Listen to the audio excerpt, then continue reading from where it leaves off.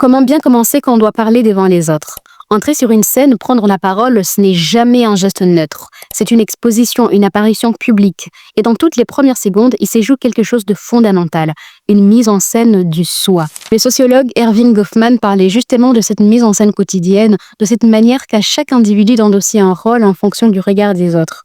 Or, lorsqu'on prend la parole en public, ce mécanisme est à son paroxysme. Dès l'instant où l'orateur apparaît, un processus d'interprétation se met en place chez l'audience. Corps, posture, regard, silence, chaque élément devient un signe porteur d'un sens.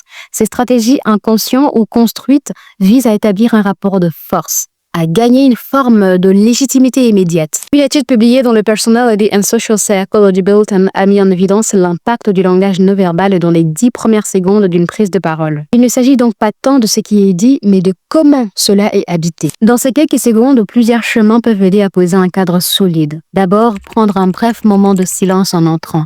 Juste quelques secondes pour habiter l'espace sans se précipiter. Cela envoie un signal de maîtrise à l'auditoire. Ensuite, laissez le regard circuler dans la salle sans le fuir. Vous pouvez dessiner un M ou un W avec votre regard. Cela donne de la présence. Et au final, choisir une phrase d'ouverture simple, directe et rythmée qui ancre le sujet dans la réalité. Ça peut être une question, une statistique, une anecdote en lien avec le sujet. Il est aussi possible d'utiliser le corps comme point d'ancrage. Poser ses 2 pieds solidement dans le sol, détendre les épaules, laisser les mains ouvertes et non crispées. Ce sont là des micro-détails mais qui résonnent puissamment dans le regard de ceux qui vous regardent. Et lorsque le rythme cardiaque s'accélère, c'est qu'il est normal de rappeler au corps qu'il est vivant.